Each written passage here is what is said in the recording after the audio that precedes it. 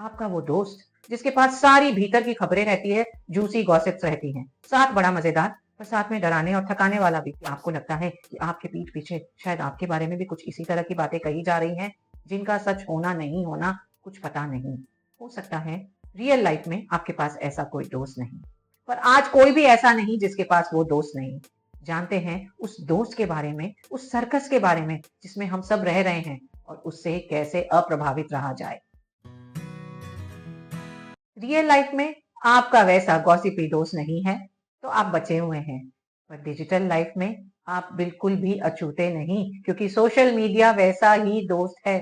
दोस्त शायद नहीं है। पैराडॉक्स म्यूजियम में जाते हैं, उस रूम में जाते हैं जहां पर तरह तरह के कांच है, जहां पर हर इमेज तनी हुई, खींची हुई, कुचली हुई या विकृत है।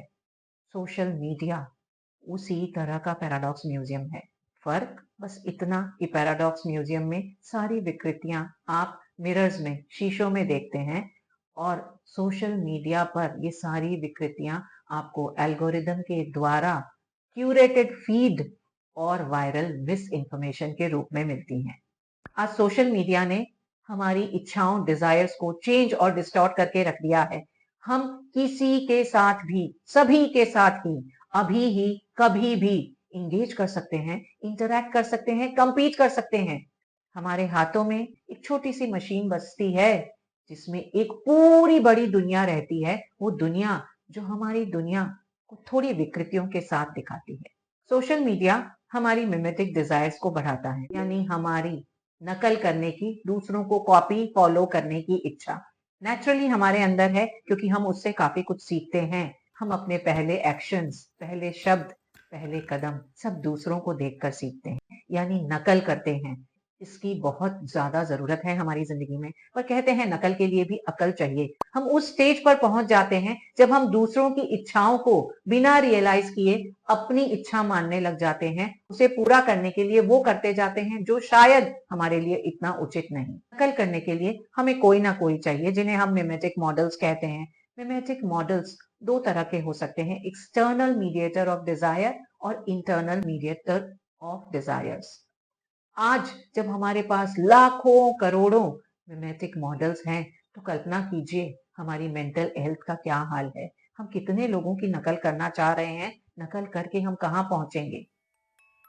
ये वो मिमेटिक मॉडल्स हैं जो हमारी दुनिया के नहीं है। इसका मतलब ये नहीं कि इस पृथ्वी से बाहर कोई और ऑल्टरनेट दुनिया बसती है जहां से वो आ रहे हैं। ये लोग हमारी पहुंच से बाहर है। चांस नहीं है कि इनके कांटेक्ट में हम कभी आएंगे। इनकी सोशल सेटिंग्स अलग है, ज्योग्राफिक सेटिंग अलग है, या नॉलेज अलग तरह का है। ये रियल या इमेजिनरी दोनों हो सकते हैं, इसलिए इनसे हम कंपटीशन नहीं कर सकते, पर ये हमारी चाहों को बहुत बढ़ावा दे देते हैं।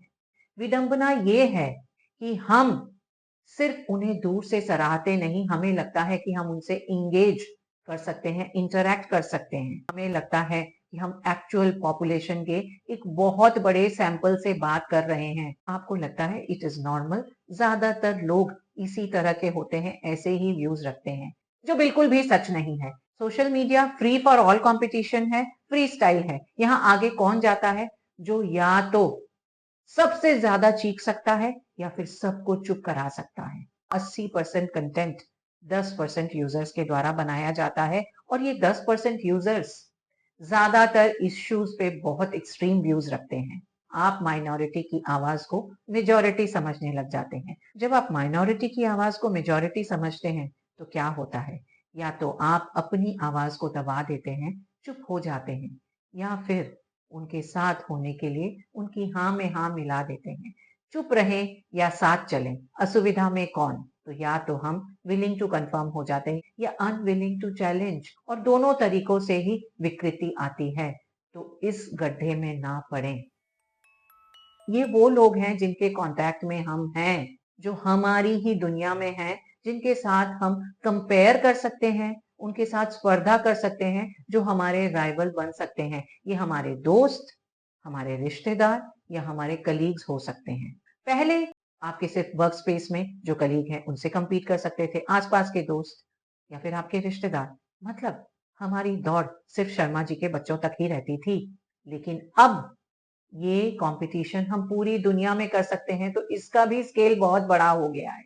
ये लोग वो लोग हैं जो हमें कहीं खुद से बेहतर लगते हैं, इसलिए हम खुद को उनके साथ कंपेयर करते हैं, उन्हें पछाड़ना चाहते हैं, एक लेवल अप करने की चाह। ईर्ष्या की भावना से जब आप मुकाबला करते हैं, बेहतरी भी हो जाए तो इसका कोई अंत नहीं। पॉजिटिव मिमेटिक मॉडल्स होना अच्छी बात है, पर उनकी भी एक लिमिट है। आपने उनको कॉपी किया, खुद को बेहतर किया, तो आपको उससे बेहतर भी कुछ मिल जाएगा, क्योंकि आज हमारा दायरा इतना बड़ा है।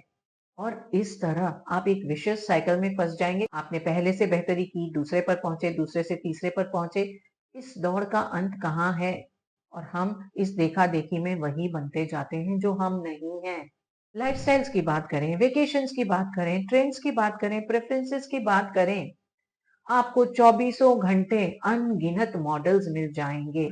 जो भी इस नकल के लैंडस्केप को ना समझे, वो उससे पूरी तरह से कंट्रोल्ड हो जाएगा।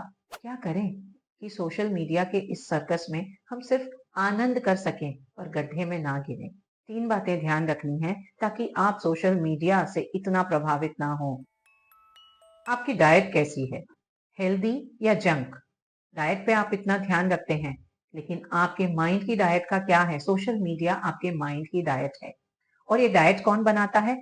एल्गोरिदम। एल्गोरिदम थोड़ा शरारती है। उसकी सिर्फ एक इच्छा है, आप बस कस करके उसके कंट्रोल में आ जाएं।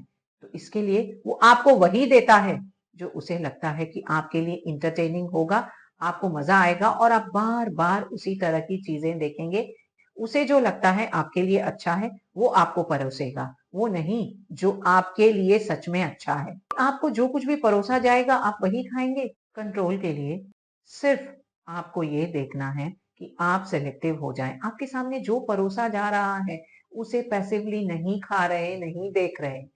आप एक्टिवली चॉइस कर रहे हैं कि आपको क्या चाहिए। उन सारे अकाउंट्स को फॉलो करें जो आपको सच में खुशी देते हैं या आपको कुछ सिखाते हैं। उन अकाउंट्स को अनफॉलो कर दें जो आपके अंदर कंपटीशन, स्ट्रेस या कम होने की फीलिंग लेकर आते हैं। फिटनेस की जब बात करें तो मैं उन लोगों के कंटेंट देखती थी जो परफेक्ट बॉडीज के साथ और इतने स्ट्रिक्ट एक्सरसाइज रूटीन्स के साथ आते थे। मुझे घबराहट होती थी, मुझसे नहीं होगा, तो मेरे अंदर नेगेटिविटी और स्ट्रेस आ रहा था।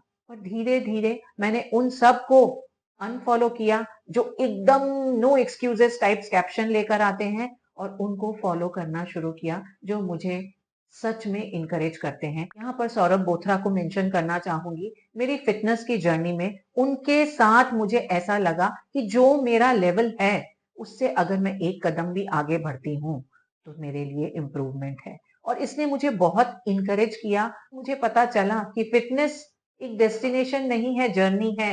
आपको सिर्फ ये करना है कि इस मोमेंट में आप जितना मैक्स दे सकते हैं उतना करना है अपनी फिटनेस के लिए, और आप धीरे धीरे आगे बढ़ेंगे। Be selective and choosy in your scrolling. जो इतने पॉजिटिव नहीं, आपकी कमियों को ज्यादा दिखाते हैं, उन्हें अनफॉलो कर दें। याद रखने की बात है कि एल्गोरिदम हमारे लिए बना है, हम एल्गोरिदम के लिए नहीं। कुछ देखते हैं, बस जोश आ जाता है, पर होश उड़ जाते हैं। इसलिए तैश में कुछ भी ना करें। कुछ कमेंट करना हो, कुछ शेयर करना हो, थोड़ा सा पॉज लें, देखें आप क्या शेयर करने जा रहे हैं, किस तरह का कमेंट करने जा रहे हैं। आप मुंह के बल पर गिरकर तो सीखना नहीं चाहते। आपने ऐसा कंटेंट देखा जो सफेद बालों को जड़ से काला कर दे, बस चमत्कारी इलाज, आपने जोश में आकर उसे शेयर कर दिया। आपने चेक भी नहीं किया सही है या गलत है। बाद में आपके किसी दोस्त ने आपको कुछ खराब कमेंट देकर बताया कि ये सही होने की संभावना ही नहीं है। शर्मिंदगी के अलावा क्या मिलेगा? सतर्क रहें। कुछ भी पोस्ट करने, शेयर करने या कमेंट करने से पहले सोचें, क्या ये सही है, क्या ये जरूरी है, और क्या ये काइंड है, दूसरों के साथ क्रूअल तो नहीं है। सोशल मीडिया एक माया जाल है, इल्यूजन है, बना ही इसलिए है कि आपको एडिक्टेड कर सके। लगातार नोटिफिकेशंस की बीप बीप, एंडलेस स्क्रोलिंग, बस घंटों लगे रहो। पर यह पहचानने की जरूरत है कि ये सिर्फ हाईलाइट है, पूरी पिक्चर नहीं। आप जो कंटेंट देख रहे हैं हो सकता है उनके पूरे दिन के 5 बेहतरीन सेकंड्स की कहानी हो। बाकी उन सारे सेकंड्स का क्या? इसलिए इससे थोड़ा डी एडिक्ट होना, थोड़ा अलग होना अच्छा है। ठीक है, आपको अपडेट्स चाहिए, इंस्पिरेशन चाहिए, पर वो आपके चारों तरफ बहुत सारे हैं। असली दुनिया में ट्राई करें। जब हम डी एडिक्ट होने की बात करते हैं तो इसका ये मतलब नहीं कि हमने 2-4 सालों में 2-4 दिन कंप्लीटली डिटॉक्स कर लिया, उसके बाद हम उसी तरह से जुट गए। आपको अपनी डेली लाइफ में कुछ ज़ोन्स, कुछ टाइम्स ऐसे रखने हैं जहाँ पर सोशल मीडिया की एंट्री बिल्कुल बैंड है। ये ज़ोन्स हो सकते हैं आपके खाने की टेबल, बच्चों के साथ जब आप बैठे हैं, समय हो सकते हैं आपके सोने से पहले, उठने के बाद। सोशल मीडिया 100% बुरा नहीं है, पर इसे बुरा या अच्छा आप इसे कैसे इस्तेमाल कर रहे हैं वो बनाता है।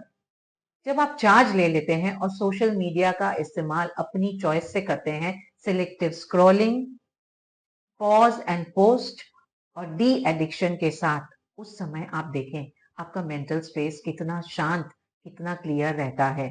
आपको ये सर्कस बिल्कुल भी प्रभावित नहीं करता।